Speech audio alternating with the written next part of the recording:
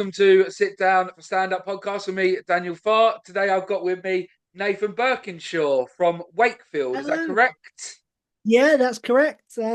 Yeah. Um, yeah, not much more to say than that. Yeah, but yeah, born in Wakefield. I spent a little bit of time in Manchester and a little bit of time in London as well before moving back here. Yeah, where I live now with my wife and two cats. Is what's the sort of like comedy scene like around Wakefield, Leeds?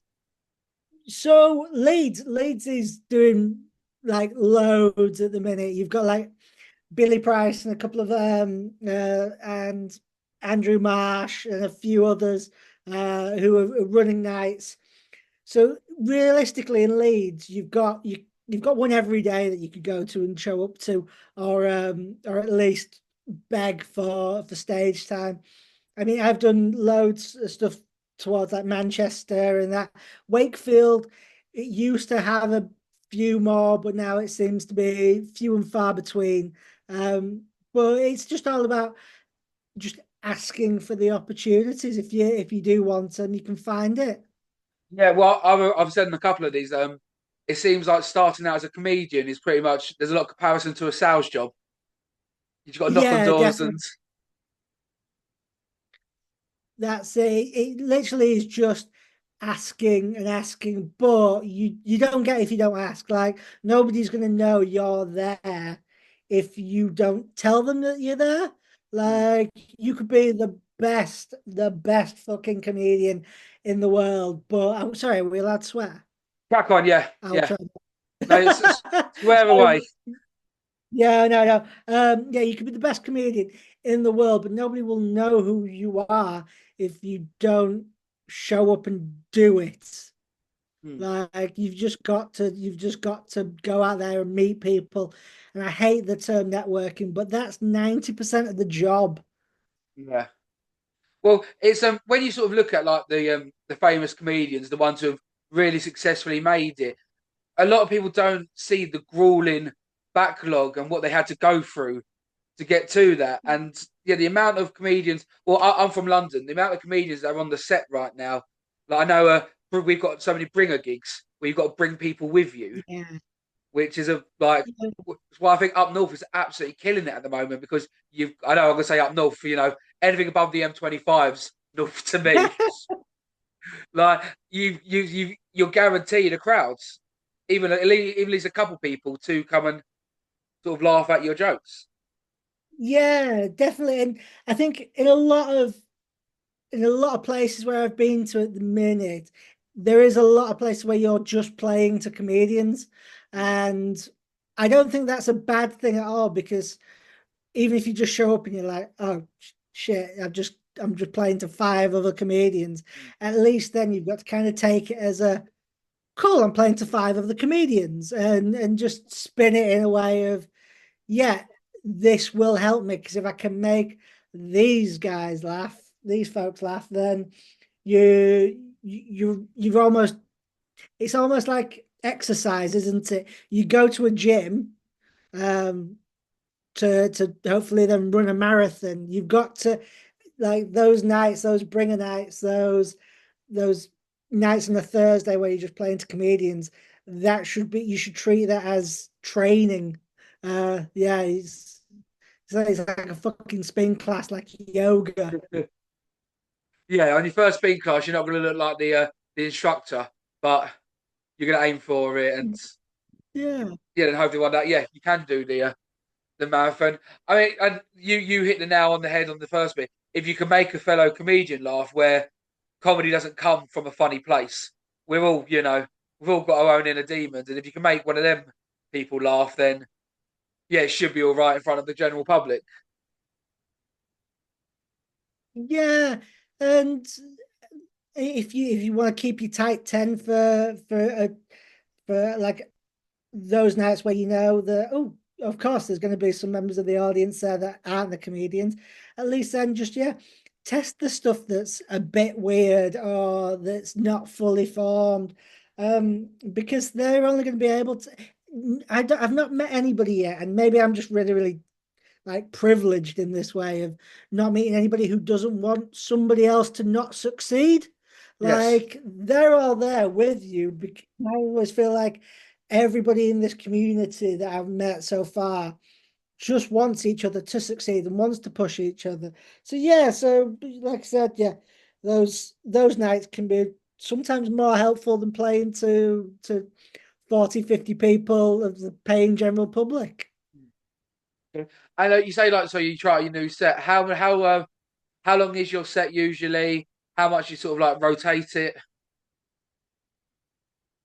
Right, so right now, um right now so I used to try and do something new each time. So like once a week, write something new.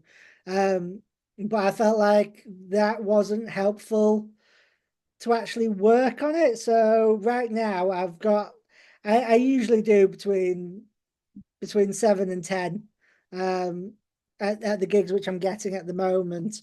Um, but it's all I'm trying my hardest just to work on this one set to try and get that perfect. And once that's perfect, you can pop it in. Nothing's ever perfect, but you can then pop it in a drawer, get something else out. So to answer your question in a roundabout way, I don't really know because it all just depends on the day and kind of how you're feeling. Because you could have something completely and utterly, yeah, polished, Okay, so but that I've seen a bit of your that stuff. might not fit the room. Very true. What's Sorry? I was gonna say what's I watched a bit of your stuff. What's the pet on stage? So Whiskers is my dead badger. So uh so I've got into this quite late on comedy propers. So I went to uni in Salford to do contemporary theatre practice. So that what that really means is I was never funny enough to be a comedian or talented enough to be an actor, but I was just good enough to marry the two in very weird and stupid ways. So I've like made live art and performance art for years, and I did a show about 10 years ago, half an hour at Contact Theatre in Manchester.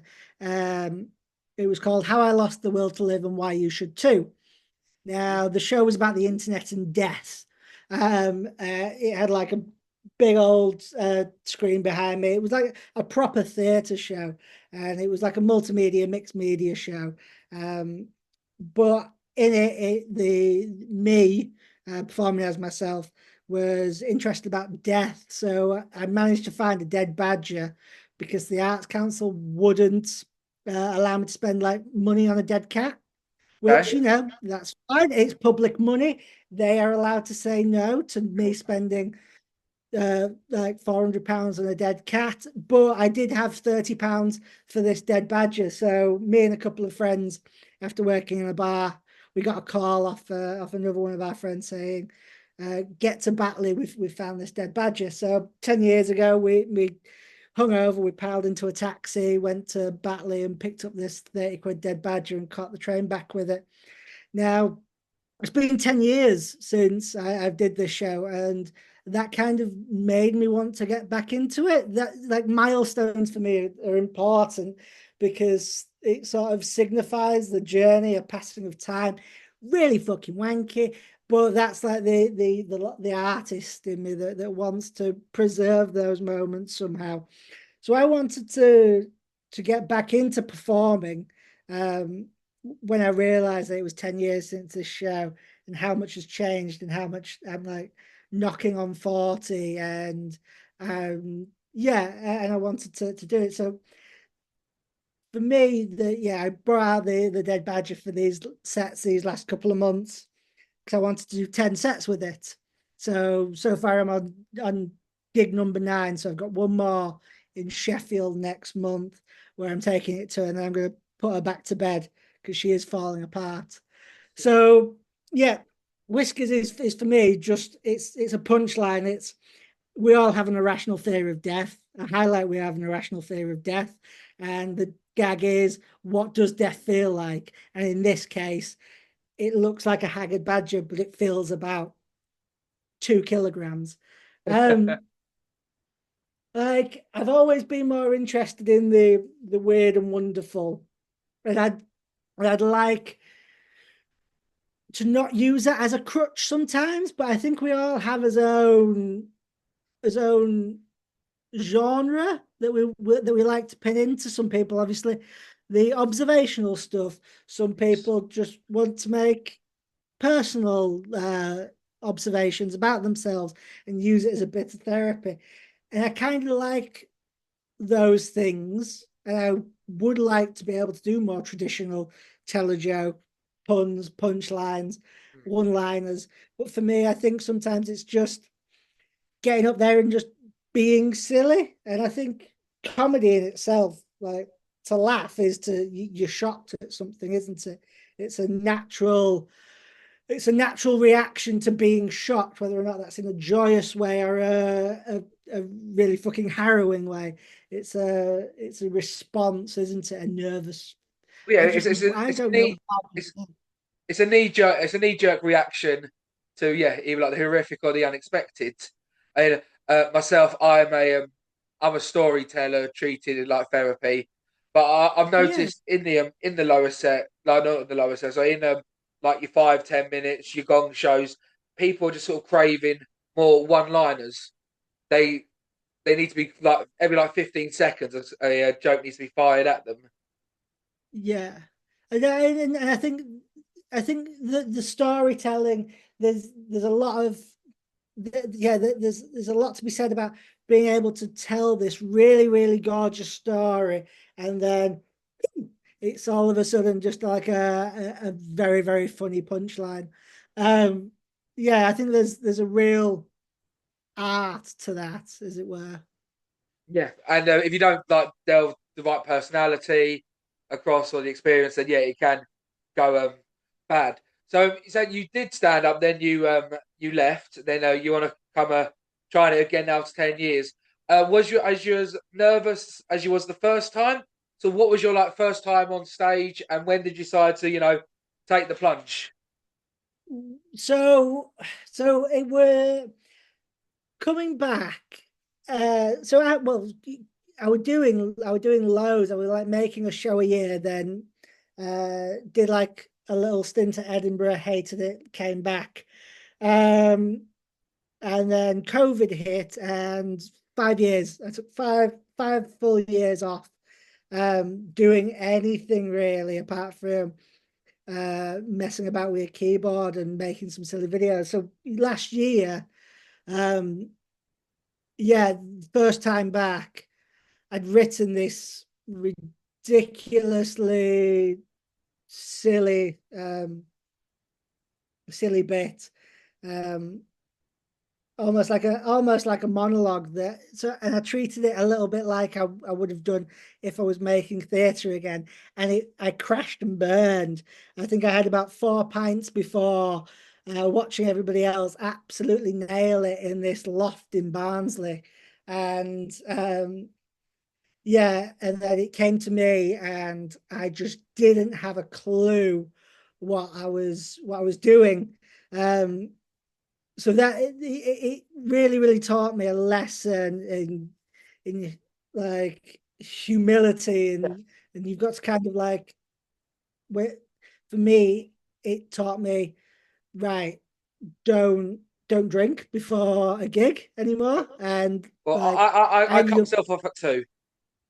really Yeah, I yeah, I, I can't do it anymore. I mean, a couple of months later, I had to go sober for different reasons, not because I'm yeah. an alcoholic, for health. But at that point, I was like, right, I'm not drinking before because, again, I just ended up losing where I wanted to be and what I wanted to do. Lots of ers and ahs. Uh, uh, um, so yeah, it was terrifying, and actually, um, it made me want to do it again because it made me actually want to do it better. Okay. So I like the challenge of a really shit gig, because then I'm like, right, I need a palate cleanser to get through it. It's like, having again, having the worst pint of your life, sometimes you just need to then have a nice cold lager to then, yeah, get you ready for the next one. I don't know. And has the scene changed much in the last 10 years? Sort of, like when you was doing like your locals from back then to now. It's it's so there's so much more. And it's so much more competitive. And I think for me, when I was first starting out properly 10, 12 years ago, straight out of uni, and going to like open mics and scratch nights and stuff like that, there there felt a little bit more of a um there was less online stuff, so nobody was like trying to make content all the time. You were lucky if you got something recorded or took a couple of pictures. Like for me now, I see comedians come with like a tripod, mics. Something that is definitely like a shift is people just people don't go to enjoy themselves, comedians as well. They go because they need to keep on going. And I think Like the that content. takes a lot of yeah, that takes a lot of like love away from it. Nobody's as present anymore. And I think that I sound like an old person there. A Yeah, do you really know, I've fucking old never even person. looked at it, but I've never looked at it before because I am guilty. I am one of them as well. I feel like if I haven't recorded a gig, that gig hasn't existed. Yeah, Schrodinger's gig. Yeah. Yeah. If it's not there, yeah. But I think there's something definitely good about people wanting to record it and watch it back and critique themselves. But I feel like a lot of people like there's this innate feel, like you said, if you didn't record it, if you don't have proof, were you there? And I think it goes back to everybody wanting to sell themselves in such a ridiculous way that it has become. I don't think it's become soulless, but I think you, there's not there's not as much of, oh, cool, we're all in this together, we're all going to make a fool out of ourselves. We're now making a fool out of ourselves with a purpose and a 5 year job plan. And yeah, I'm gonna do these gong shows. I'm gonna film everything I do. I'm gonna win a regional heat somewhere. I'm gonna win this award. I'm gonna enter this. It seems like there's a lot more of that and less of people just doing it because they love it or they like it. But there again, maybe I'm completely wrong. To be honest, no, I would change.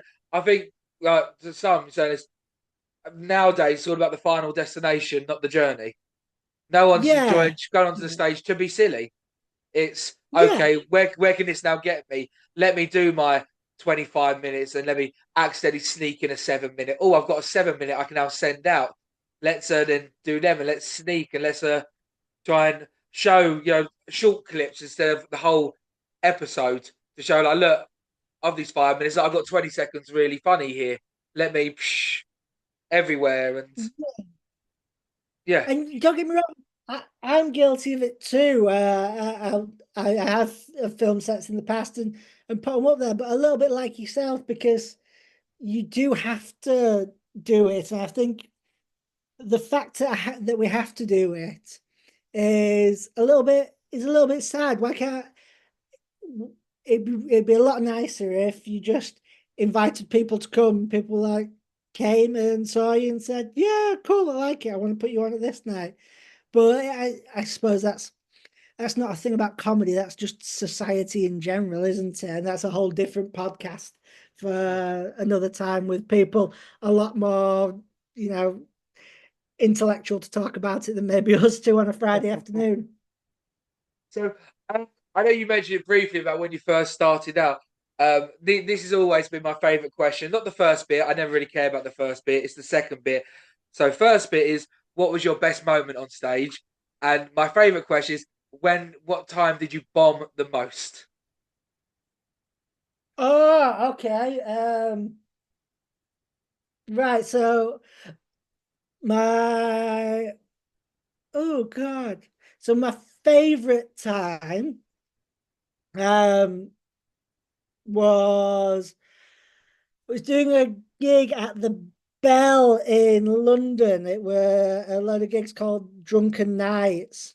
And yeah, packed crowd in this pub. This was what, 2014. Um and I was I was doing this bit where I was pretending to like fall out of a window. So I used a stool that was next to the microphone. I just laid back um, and wiggled my arms and legs in the air. And what happened was there was like a stag party that was walking by. And as I turned, you could just see a full stag party watching me, just literally legs in the air, wiggling, and yeah, like I was a tortoise that had been tipped over. Um, Worst time I've ever bombed. Uh, wow, I think it was actually this week in Manchester. I was doing the semi-finals at Creatures in Manchester for Comedian of the Year, and I took out Whiskers, took out the dead badger, and there was a fireman and his wife. I know this because there was a bit of patter with the host just before the gig or during the gig, sorry. And I turned around to show everybody the badger, and I was just met with a stone-walled face of a 50-year man who is probably an absolute hero, who's saved lives, who's had loads of funny comedians on before, laughing and joking, and then I'm just there, and I've just got, and nobody laughed at the dead badger. And usually I get a couple of like a that's dead, and then yeah, I've just got nothing. It really throws you off because then um, part of you just goes, "This is a semi-final of a competition. I could have really done oh, well." But yeah, so yeah, it's just sometimes those moments you think, "Oh God, what the fuck am I doing with my entire life?" And it's that humbling experience of you are not good for every single room. Yeah, and I think sometimes you've just got to remember that of, yeah, you're still good, you're still okay, you're still doing what you need to be doing. It's the room that's wrong. But no, that room was really, really lovely. It's just sometimes I think you underestimate or overestimate uh one stupid little joke. Yeah, and I say it takes a lifetime to build a reputation and a second to destroy it. Same in theory with a 5 minute set. You know, you can have them all Yeah. along the way, eating out of your hands. There's that one, and then yeah, that's how they remember it. So okay, I've got a good one. I am. Do you think when you're getting into comedy, you know, you're like 200 under 200 gigs, you should do every single room going, or do you think you sort of learn early your audience and like yeah, you should sort of only choose like specific venues? Um, I think I think you've got to say yes to every opportunity, and you well, no, you say yes to every opportunity if it's feasible, you're not going to lose any money, or it's going to be worth it. And I think sometimes it's better to say yes to and do as much as possible to learn and do and hone your craft. But I think once you get to a point, you will know your audience, and you will know which rooms you want to go to. And I think by the time you've done 200 gigs, you've got a community and network already there, so that you can sort of be a bit more picky. Okay. But I think sometimes the my funniest gigs are the ones that I've said yes to where I didn't really want to do it. It's the ones which I've really wanted to do. Like uh yeah, some of the ones I've really wanted to do, I've absolutely, I'm not going to name any names, I've absolutely hated.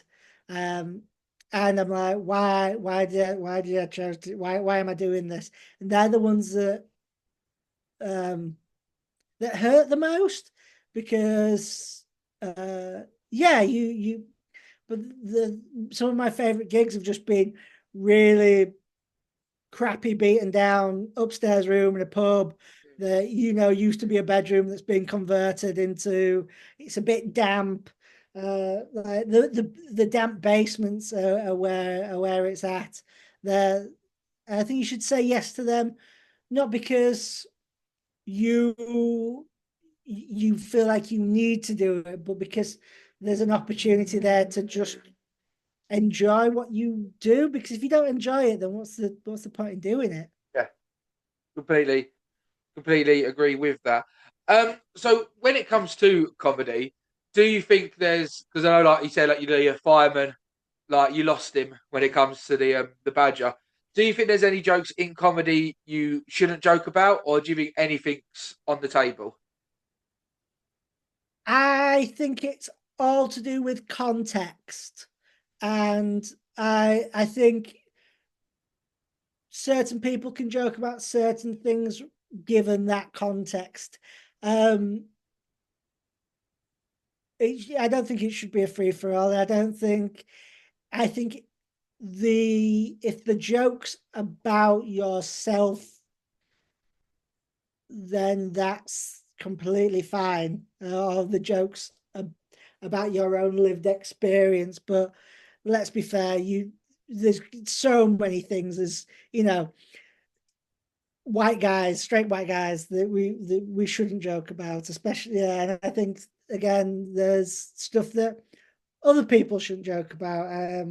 Yeah, I think it's a slippery slope. Once you start dissecting it too much, you end up getting confused even more. But I definitely think just do what you need to do, and if you think that if it's wrong after the fact, apologize profusely.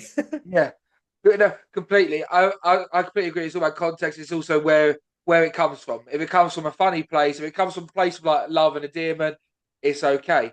I'll give you a brief example. I wrote a bit which I haven't performed, and it's I'm not going to do the whole bit, but it's basically like why I think Jesus was black.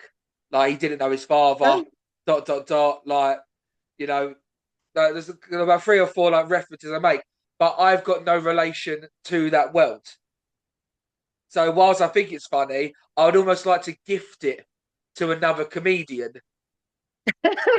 who could actually, I mean, um, who could go on stage and actually do it and do it justice.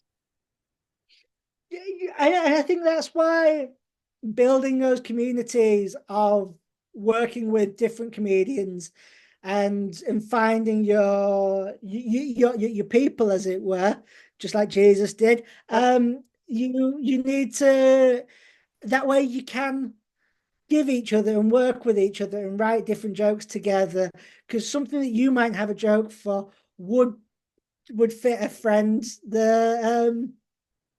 but it won't fit you.